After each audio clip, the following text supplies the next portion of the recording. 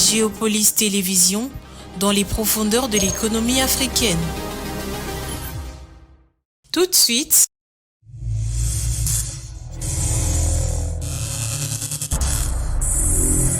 le journal.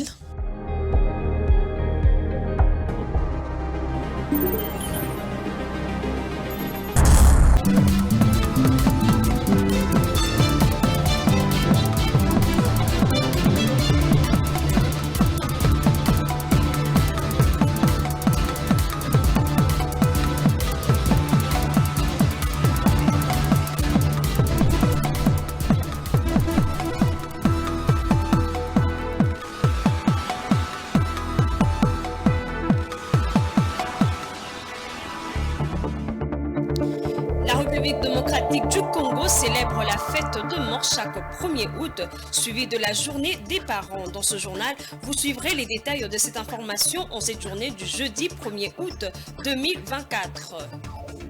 Et à l'international, pour soutenir la transition économique, de gouvernance et énergétique, la Banque africaine octroie un prêt de 500 millions de dollars au Nigeria. Les amples détails dans ce journal. Bonsoir Madame, Monsieur, il est 19h, c'est l'heure de vous informer. Bienvenue dans ce journal. La Première ministre Judith Suminwa est arrivée ce jeudi 1er août à Kisangani pour la célébration du génocide congolais. Cette célébration qui s'étend sur 2 jours coïncide cette année avec la journée de mort et de parents.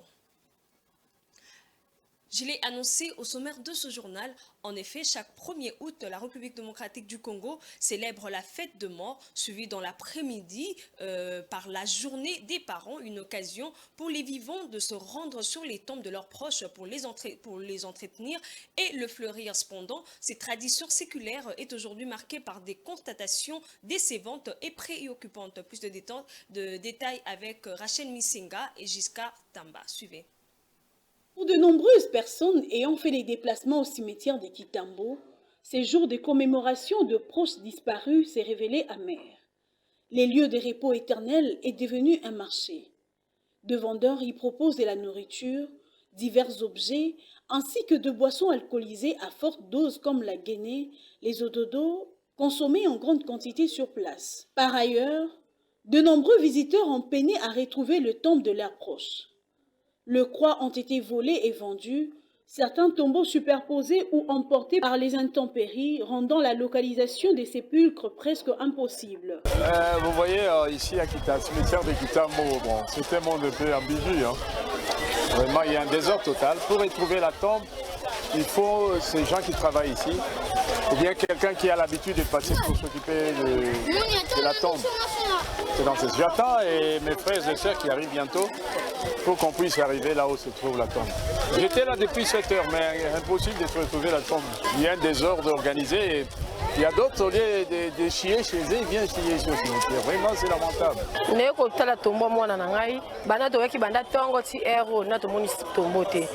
tokuti bato moni se bukana tozopona référence te tozozela bato bayebi po balukela biso bona ekotala tombo mwana ngai akufa zalia bana année passée retrouvant mesko bakwa eza te bakwa muso elongwe chance kutu baninga nde bazaki ba retrouver kaka ezaye na sepe na cimetière on te passer to kokuta mambe belé bamsu bazosumba likola batombo babuki batondo bazotia do désordre za makasi bamsu tutisiko na ba monité to yaka ta kolongola ata mwa poussière wana po sala biso pe mwa kimia boy kitoko te en tout cas salinga passe makasi na sepe te salinga sous double donc passe sous makasi à makasi.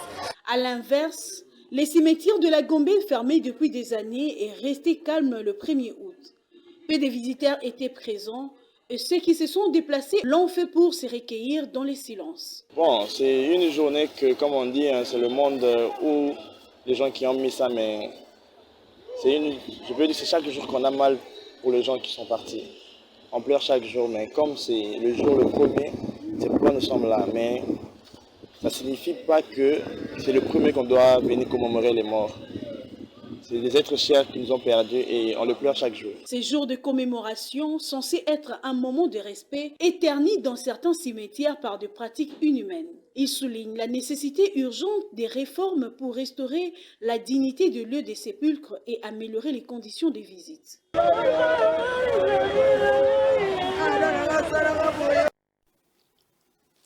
Des milliers de Kinois se sont rendus ce jeudi 1er août dans le cimetière pour entretenir les tombes de leurs proches en mémoire des disparus au cimetière de la Gombe et à celui de Kitambo. Certains jeunes présents sur les lieux ont saisi l'occasion pour proposer des services de défrisage contre rémunération. Les commerçants, quant à eux, ont également profité de cette journée spéciale pour augmenter leurs revenus. Constat réalisé par Rachel Misenga et Giscard Tamba.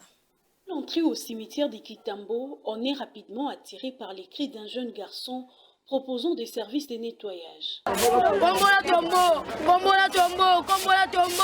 Un autre, un peu plus âgé, a été payé pour épeindre une croix. Nabiso eda batwa ayo luka tom na bango ki a monité toya kapoto lakisa ba kombo toke totali kombo to moni to lakisi apesi biso ne fiske mambo mwa bwa mke po songa biso.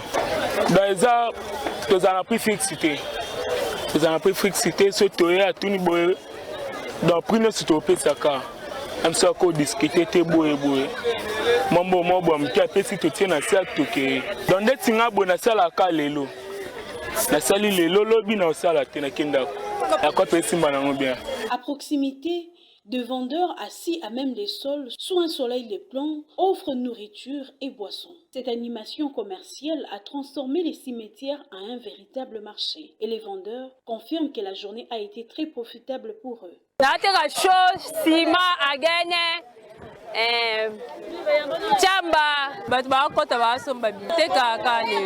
année nazalaka lelo penza na okipa mupepa kitoko gaz ya makasi na oteka bien plein des abweka 1000 francs 1000 fois lembo na se retrouver son assisi biloko nyonso pona minito calcul moyena yeba exact. Ainsi, bien que la visite sur les tombes d'un défunt le 1er août soit un moment de recueillement, elle est également marquée par une effervescence commerciale. Cette journée illustre les mélanges entre la mémoire des disparus et les opportunités économiques pour ceux qui savent en profiter. Lembo 1000 francs. Restons dans le même chapitre, toujours en République démocratique du Congo. Chaque 1er août est une date ancrée dans le chef de Congolais. Et que font-ils pour honorer leurs parents en cette journée? Suivez la réponse de quelques Kinois au micro de Rachel Misenga et Giscard Tamba. Oui, je suis informé qu'aujourd'hui c'est la journée de la fête des parents, oui. Bon, j'ai rien prévu de si spécial, mais j'ai eu à souhaiter à mes parents une bonne journée, bonne fête de parents. Et moi, tous les jours, ce sont des jours où je me dis que c'est quand je vois ma mère, je vois mon père, je me dis que c'est une journée où je dois être content. Pourquoi? Parce que il y a des gens qui sont nés, ils n'ont pas vu leurs parents. Il y a des gens qui sont des enfants de rue qui n'ont jamais connu leurs parents. Et moi, le fait de voir déjà mes parents, c'est une grâce pour moi. Donc. Oui, c'est très important. C'est vrai que chaque jour, en fait, chaque jour, on honore nos parents, on célèbre le parent. Mais on a préféré choisir cette date. C'est juste une façon de s'en souvenir de leur bien, de leur amour, de leur attachement, de leur soutien tant moral que physique qu'ils ont eu à faire toute leur vie pour nous.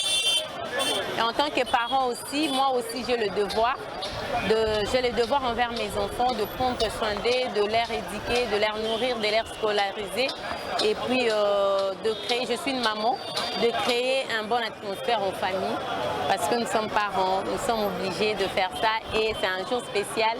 J'ai un devoir envers mes parents et mes enfants aussi, j'ai aussi le devoir envers mes enfants. Reproché à plusieurs reprises de se comporter comme une milice, la force du progrès a été délogée de son bastion de Ngalema à Gramalik par les forces de l'ordre. L'opération s'est déroulée dans la matinée du jeudi 1er août 2024 sur la supervision du commissaire divisionnaire adjoint de la police Blaise Kilimbalimba Domomat pour les commentaires. Durant cette intervention musclée de la police, 132 personnes ont été arrêtées, incluant les chefs de bande et ses principaux collaborateurs. Les forces de l'ordre ont également saisi plusieurs armes blanches sur le lieu, mettant en évidence la nature violente de ces groupes. Il y a eu une centaine de machettes, il y a eu une drone en panne, Le commissaire divisionnaire adjoint Blaise Kilimbalimba a indiqué que l'incident à Gombe avait servi de catalyseur pour cette intervention. Ce déclencheur a souligné l'urgence d'agir pour mettre fin aux activités des membres de la Force du Progrès. Avec le déguerpissement cavalier qui a eu lieu à l'immeuble Kamoul et le raid que ce groupe a effectué à la résidence de l'ancien président de la République, ont fait que nous puissions appréhender quelques-uns en flagrance.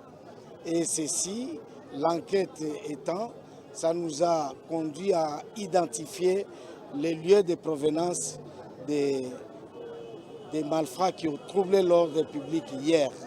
Les réactions à ces démantèlements sont partagées. D'un côté, il y a un sentiment de soulagement et de joie parmi les habitants qui voient la fin de cette menace pesante sur leur quotidien.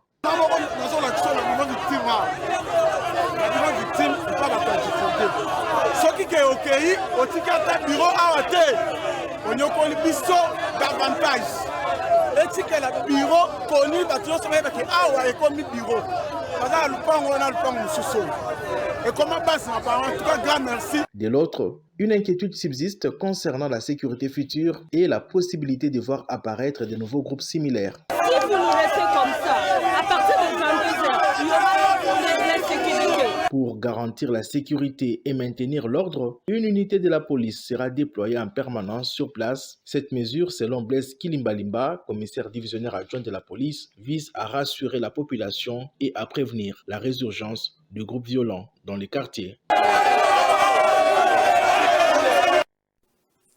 Allons dans la province de la Chopo, conflit interethnique dans la province de la Chopo au cours d'un échange avec le vice-premier ministre, ministre de l'Intérieur, Sécurité, Décentralisation et Affaires coutumières. Le collectif de chefs coutumiers ont révélé, selon eux, le vrai cause du conflit Mbolé et Lingola. Ces chefs coutumiers ont sollicité l'implication de l'autorité gestionnaire des affaires coutumières à la convocation d'un dialogue en vue d'une cohabitation pacifique entre toute la communauté chopolaise. Ayant prêté une oreille attentive à cette requête, le VPM de l'Intérieur, Jacquemaine Chabani, a rassuré de l'engagement du chef de l'État à restaurer la paix dans cette partie du pays. Jojo Moulamba pour le commentaire.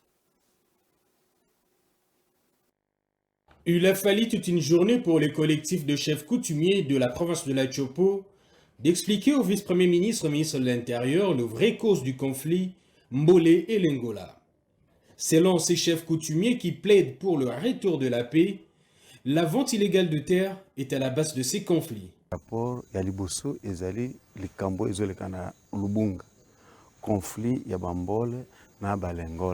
Il se pose un problème à Lubunga. Il s'agit du conflit des ethnies Mbolé et Lingola. Nous avons demandé à l'autorité du pays de s'impliquer personnellement pour mettre fin à cette situation. Nous voulons que la paix revienne. Pour que la paix revienne, il faudrait associer le chef coutumier. Beaucoup de nos frères sont morts. Le sang a beaucoup coulé. Ce sont des faits qu'on n'a jamais vécu à Chopo. Les pouvoirs coutumiers n'est plus stable dans la province de la Chopo. Pour cause, l'ingérence des acteurs politiques. Les collectifs de chefs coutumiers en appellent à une solution idoine. Nous connaissons ce qu'on appelle aujourd'hui l'instabilité du pouvoir coutumier à cause des politiciens. Les acteurs politiques s'ingèrent dans les affaires coutumières. Quand vous êtes bien avec lui, vous collaborez. Mais quand ça ne marche pas, l'acteur politique va trouver une autre personne. Ce comportement est à l'origine des troubles dans la province. Il faut que ça cesse. Dans les prochains jours, un forum sera organisé à Chopo pour favoriser une cohabitation pacifique entre les différentes communautés chopolaises. Une brève dans ce journal, la première ministre a reçu mardi une délégation du Fonds Bezos pour la Terre, conduite par Industrie. Judith Souminois a mis en avant les vastes potentialités de la RDC, notamment ses forêts, ses ressources en eau douce et ses réserves minérales essentielles à la transition verte, pour insister sur le positionnement de la RDC comme pays solution. Parlons justement de cette position de pays solution. La République démocratique du Congo ne capte pas encore de flux financiers qu'on appelle fonds verts. Une question de temps peut-être, de diplomatie verte, de technicité et de gestion de ressources de biodiversité aussi, a expliqué à Géopolis Télévision Richard Kitenge. Ces chercheurs et experts en questions environnementales a été interrogé par Patrick Ilunga et Giscard Tamba. Suivez. Beaucoup de défis à relever à ce qui concerne les changements climatiques en RDC, tout comme aussi il y a beaucoup d'opportunités. Mais pour qu'on arrive à saisir les opportunités en rapport avec les changements climatiques, c'est tout un processus. Les autorités du pays sont en train de négocier sur le plan international. Et cette négociation nécessite aussi les appuis des techniciens et les appuis aussi des médias et de toute la communauté. D'où, pour arriver à capitaliser les flux financiers, soit les opportunités que les changements climatiques pourra apporter en RDC, nous devons travailler. Travailler veut dire que nous devons mener de grandes recherches. Les institutions de recherche scientifiques doivent mener les recherches sur la quantification du carbone qui sont stockés dans les forêts et aussi dans les tourbières. C'est dans ces cadres-là que nous pourrons au moins arriver à saisir les opportunités à travers la vente des crédits carbone. La déforestation en RDC, c'est parmi les sources d'émissions de gaz à effet de serre pour la RDC. Dans les documents, dans la contribution déterminée au niveau national de la RDC, le pays s'est engagé à réduire ses émissions à 21%. C'est-à-dire quand réduire les émissions à 21%, c'est réduire aussi la déforestation par rapport aux forêts congolaises. Et un autre aspect, c'est celui des financements des restaurations. C'est-à-dire qu'on doit planter les arbres. Planter des arbres, c'est aussi une opportunité parce que ça va ouvrir les emplois verts. Aussi, ça donnera la possibilité d'augmenter le prix carbone de nos forêts, aussi de notre pays. Parlons économie, le renforcement des relations économiques et commerciales entre la RDC et le Canada était au cœur des échanges entre la diplomate canadienne et la ministre des Affaires étrangères congolaise reçue en audience dans le cadre d'une visite de courtoisie. La diplomate canadienne avait également apporté une lettre de félicitations du ministre des Affaires étrangères canadienne qui adresse de félicitations au ministre des Affaires étrangères congolaise pour sa nomination. Patience Lokeke pour plus de détails.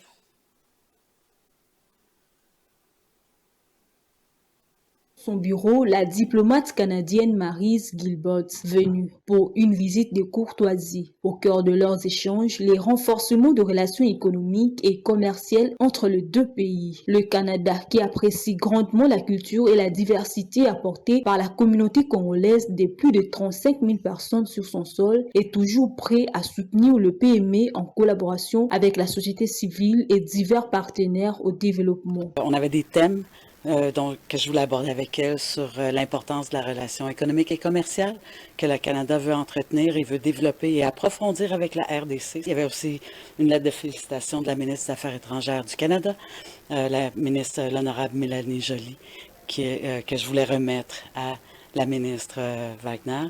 Et on a parlé de façon générale de la relation bilatérale, de développement et de différents sujets d'intérêt commun.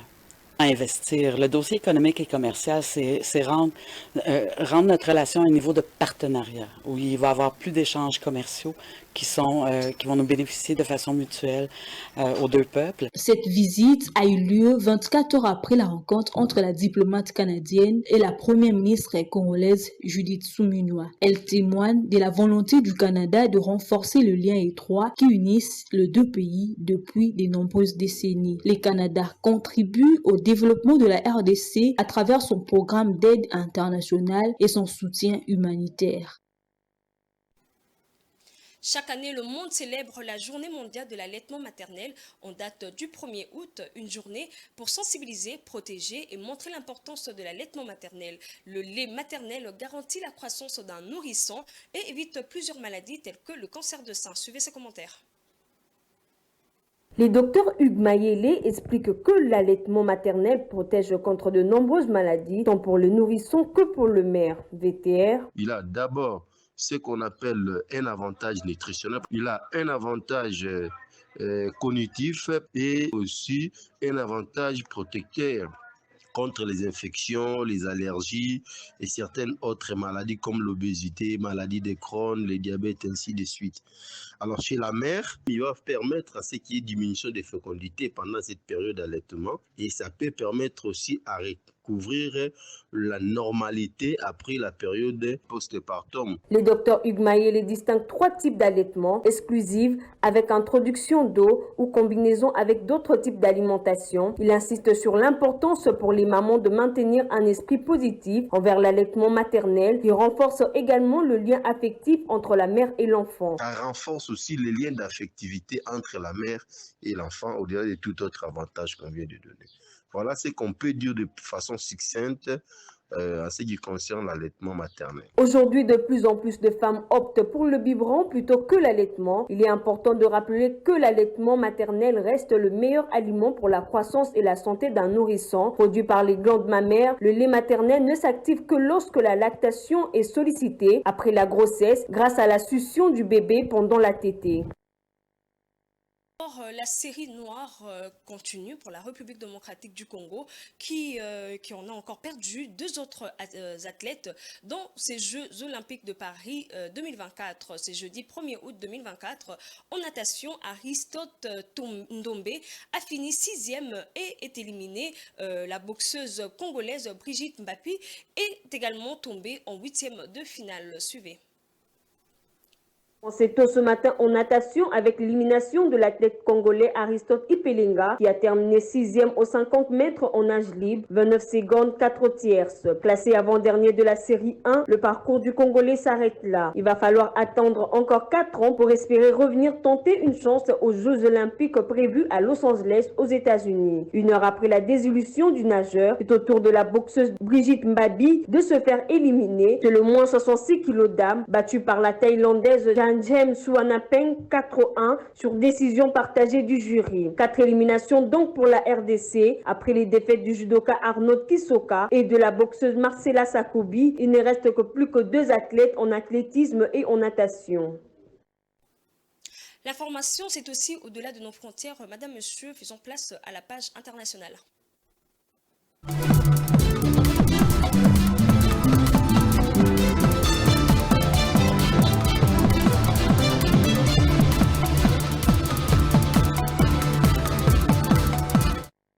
Le conseil d'administration du groupe de la Banque africaine de développement a approuvé le 19 juillet 2024 dernier à Abidjan l'octroi d'un prêt de 500 millions de dollars à la République fédérale du Nigeria en vue de financer la première phase du programme de soutien à la transition économique, de gouvernance et énergétique. Un nouveau programme visant à accélérer la transformation de l'infrastructure électrique du pays et à améliorer l'accès à de sources d'énergie. Voilà, vous allez suivre ce commentaire de Rachel Missenga. Ces prêts aideront à combler les déficits des financements du budget fédéral au cours de l'exercice 2024-2025 et soutiendra plus précisément la mise en œuvre de la nouvelle loi du pays sur l'électricité et du plomb pour la transition énergétique du Nigeria. Le gouvernement nigérien a lancé un plan pour la transition énergétique en août 2022 et en juin 2023, il a adopté une nouvelle loi sur l'électricité qui a décentralisé l'industrie de l'approvisionnement en électricité et préparé les terrains pour des investissements accrus des autorités infranationales et du secteur privé. Les plans pour la transition énergétique prévoient le développement d'ici 2050 d'une capacité installée d'électricité de 250 gigawatts, dont 90% issus d'énergie renouvelable. Il donnera accès à la cuisson propre de l'essentiel à la population d'ici 2030 grâce au gaz du pétrole liquéfié, au biogaz, à des biocombustibles tels que l'éthanol et des réchauds électriques. Les programmes de soutien à la transition économique, des gouvernances et énergétique soutiendra également la mise en œuvre de ces politiques, contribuant ainsi à améliorer l'infrastructure électrique du Nigeria, qui a grand besoin, et accélérant la transition de millions de ménages et d'entreprises vers des sources d'énergie plus propres et renouvelables. Les soutiens de 500 millions de dollars apportés par les groupes de la Banque du gouvernement fédéral du Nigeria est la dernière d'une série d'initiatives visant à soutenir la croissance économique du pays, la réduction de la pauvreté et les efforts de l'action climatique. Les programmes de soutien à la transition économique, de gouvernance et énergétique concordent avec la nouvelle stratégie décennale 2024-2033 du groupe de la banque, avec ses priorités opérationnelles, les H5, et avec un New Deal pour l'énergie en Afrique, qui a pour but d'arriver à un accès universel à l'énergie moderne d'ici 2030. En juillet 2024, les portefeuilles actifs du groupe de la Banque africaine de développement pour le Nigeria est estimé à environ 4,4 milliards de dollars. Ce journal est presque à la fin, mais avant de vous quitter, voici le rappel de titres. La République démocratique du Congo célèbre la fête de mort, suivie dans l'après-midi par la journée de parents. Chaque 1er août, une occasion pour les vivants de se rendre sur le temple de leurs proches pour les entretenir et le fleurir. Et à l'international, pour soutenir la transition économique, de gouvernance et énergétique, la Banque africaine octroie un prêt de 500 millions de dollars au Nigeria. C'est la fin de ce journal. Merci de l'avoir suivi. Bonne suite de programme sur votre chaîne Géopolis Télévision. Portez-vous bien.